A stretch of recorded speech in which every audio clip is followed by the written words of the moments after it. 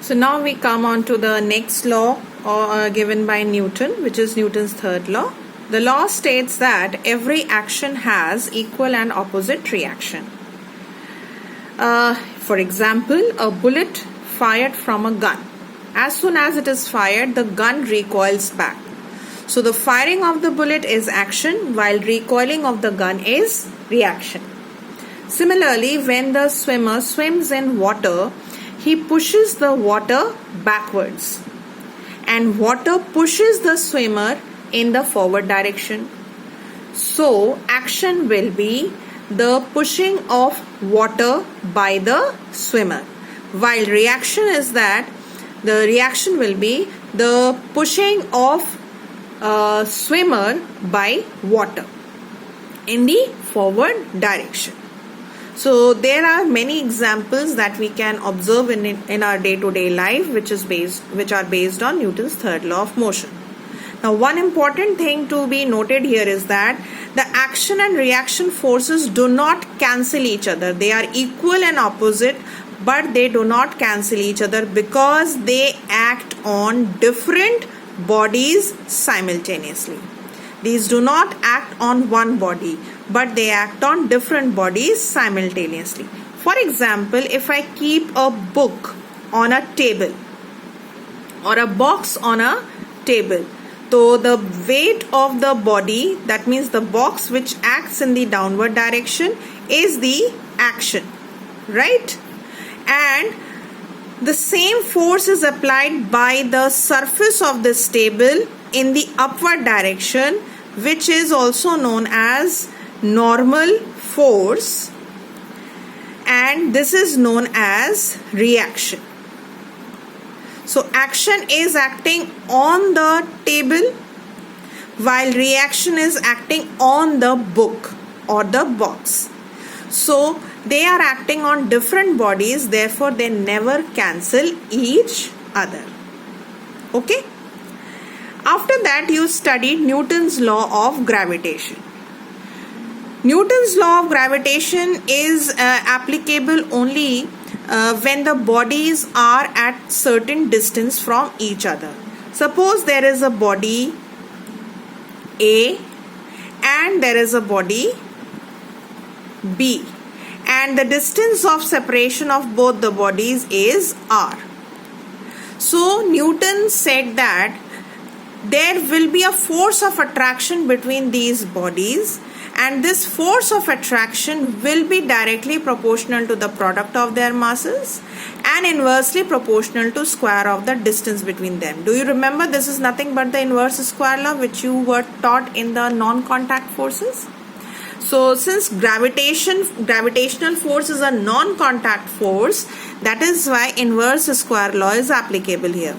So when you combine these two laws, what do you get? You can write it as m1 m2 upon r square. Now this is a proportionality sign. This sign cannot be used if we want to calculate something. So we need to remove this sign. Whenever a proportionality sign is removed, you put a constant and an equal to sign. So here the constant is the universal gravitational constant denoted by capital G. And hence the law of gravitation gives us this formula for calculating the force of gravitation, which is G m1 m2 upon r square. The value of G is constant. This is universal gravitational constant. That means you go anywhere in the universe, the value of G will remain the same. And the value is 6.67 into 10 to the power minus 11 Newton meter square per kilogram square. From this formula only we get the formula for acceleration due to gravity. What is G called? G is acceleration due to gravity. That means the acceleration which is brought into the body is because of the gravitational force. So how do you get the value of G? You simply obtain the value of acceleration due to gravity by using this formula Gm upon r square, where m is the mass of the heavenly body and r is the radius of the heavenly body. If you want to find the acceleration due to gravity on Mars, then you must have the value of mass of the Mars planet and its radius. G value will remain the same. If you want to find out acceleration due to gravity on the surface of the moon, then M stands for mass of the moon and R stands for radius of the moon, and so on.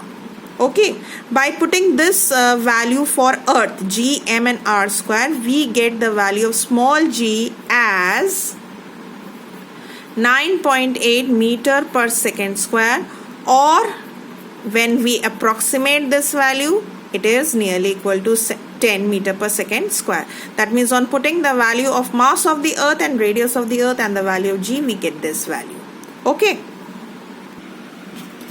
After that, there comes a concept of free fall. Free fall means when a body is falling freely, it means that it is falling under gravity.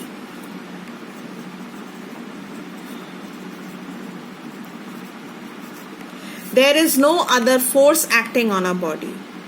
When you drop something accidentally, the body falls under gravity.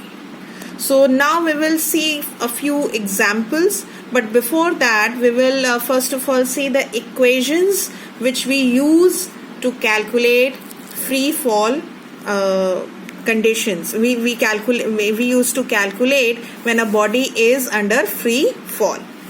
Now, do you remember these three equations of motion? It was taught in motion in one dimension only.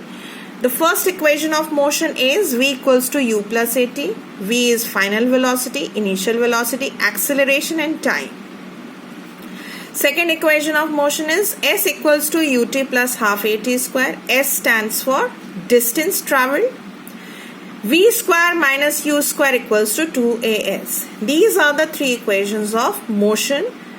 But when you will solve for a freely falling body, then there are slight changes in the equation.